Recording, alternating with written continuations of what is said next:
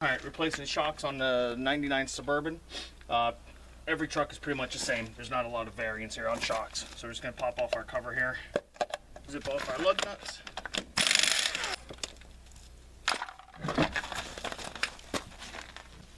Alright, we got this dust shield in here.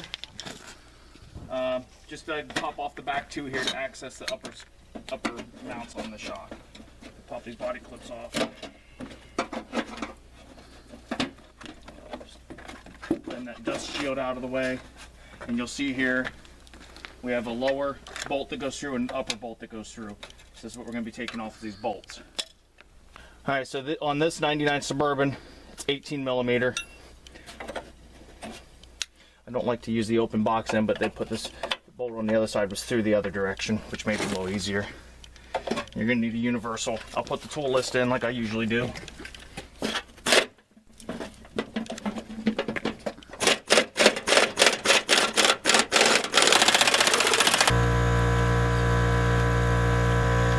Nut and washer on the one side. We're going to get that out of there. Just got to slide the bolt through, which may or may not be easier said than done. Got the lower nut and bolt here.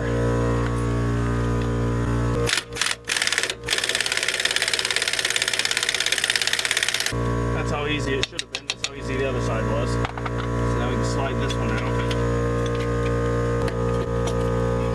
That's all it should be. And if the head of this bolt chewed up, you can get new bolts. You'll see the 10.9 hardened bolts. So we'll set that off the side. I'm gonna have to fight with this upper one here in a minute to get that off.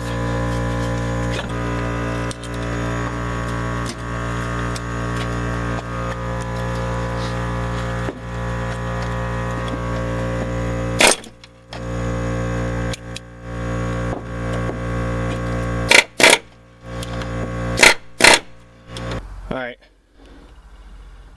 so you see here, this was rusted in that bushing of the shock. That's why this one was being such a pain to put on. All I did was took this head on the air chisel, and I air chiseled on the bushing. I rotated the bolt to get to different parts of this bushing of the shock, beat on it with the air chisel there, and it knocked the rust loose so that I could get the bolt the rest of the way out. And if you do use the air chisel on the end of the bolt, put the nut on so you don't mess up your threads. I probably should have recommended that. But so if the bolt's stuck in there like mine was, that's how you can get that out. So continuing on, we have the upper and lower bolt off. Now we can slide this shock out. We're just going to slide this one right in there. The old one came out. And before you slide your new bolt through, to prevent that future issue from happening again, you can throw a little anti-seize or WD-40 or something on the bolt shaft before you slide it through. And I would recommend sliding the bolt through front to back. It was in there the opposite way when we took it out.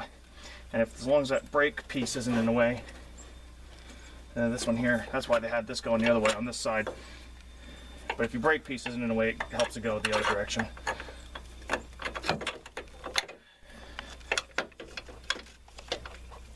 And that you can compress that by hand, it's not that stiff.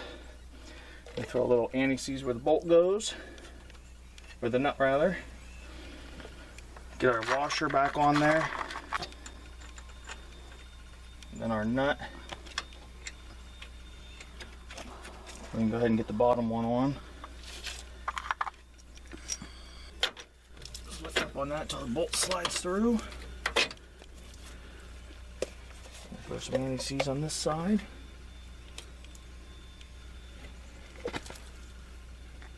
Washer. And the nut. Get a wrench in that back side.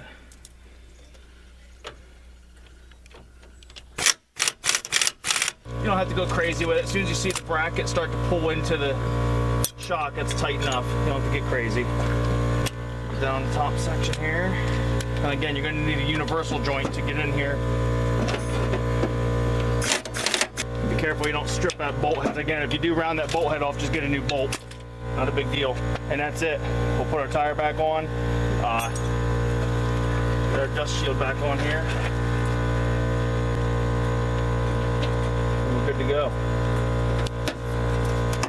Done. So that takes care of your front shocks on these Chevys. And I'll put the tool list in the description of the video. Okay, so working on that 99 Suburban, doing the rear shocks now. Under the vehicle, you'll see the rear shock. You got to crawl under here a bit. You'll see the bolt at the bottom that goes through the bottom of the shock, and then up at the top, you have two nuts that retain it. You're gonna have to get in here with a standard socket, like a 12-inch extension and a ratchet. Impact sockets won't fit up in here. I hope the light's good enough you can see where we're at. As if you just look up at the top of the shock, you'll see that. There you go. You see the two bolts, and they go through captured nuts. So they may break. You may have to replace those. I'm actually surprised doing this with a hand ratchet. They're coming right off. So that's all there is to these rear ones. We're gonna take those two top nuts out, make sure the captured nuts are in good shape after we get those bolts out, and then at the bottom we have this nut and bolt that passes through the bottom of the shock. It's that simple. So I'll get these off and we'll take a look, see where we're at. Alright, so at the top there you see we got those two bolts out. They were a 1/2 inch, and then down here at the bottom we got this bottom nut and bolt that we're going to pull out. They were 13/16. So once I slide that bolt out, this shock is going to come right out. We're going to pop the new one right in its place, and you know, torque down our 1/2 inch bolts at the top, 13/16 bolt at the bottom, and that's all there is to these rear shocks. Alright, so once we pop that old shock out, pop the new shock in place, I've got the 1/2 inch bolts back in up top there. You don't have to go crazy on the torque, they're just held in by a captured nut, so just torque them down, you know, good hand tight. And then at the bottom, with that factory strap on there, it should be just about lined up. So you can cut this plastic retainer and slide your bolt through. They're not under tremendous pressure, but I would leave that on until you at least get the top bolted in. So I said, now I can cut this, I'll slide my bottom bolt through, we'll torque that down, and then we're all done. And that's all there is to these shocks. Shocks is one of those very simple, easy things you can do at home and save yourself a lot of money overpaying a garage. Like I said, it's a pretty quick job. So on the beer rating scale, we're going to give it a half beer, maybe a full beer rating for all four. It really doesn't take long at all. So, alright, hope that helped you out. Alright, on the driver's side rear shock, I need to point this out because this is going to be everybody's area of frustration. On the upper bolts, on the first one, you got to put the socket in on the side and then move it around to on top of the bolt. You're not going to be able to go straight in on it. So fit it in this gap over here. Once you get the socket on the other side of this piece of metal, then you'll be able to work it around to get up on top and pull that bolt straight off. Then you need to take off the bottom bolt. So remove the bottom bolt next, and once the bottom bolt is out, then you'll have enough room to bend the shock over. And I'm trying to hold the light and 15 other things here, but then you'll be able to bend the shock over as soon as the camera comes back into focus, if it ever comes back into focus. Oh my goodness me and my cheap piece of crap equipment. Come on, help me out here, buddy. Alright, so then you'll be able to bend the shock over. I don't know if you can see it very well or not, and be able to access that other bolt. But that's the trick here, to get to that first one, then undo the bottom bolt, and then we'll have all the room in the world to get to the other one. With the shock still attached at the bottom, I can't get the socket on that other bolt head at all. It's too close to the shock. So like I say, once we get this bottom bolt off,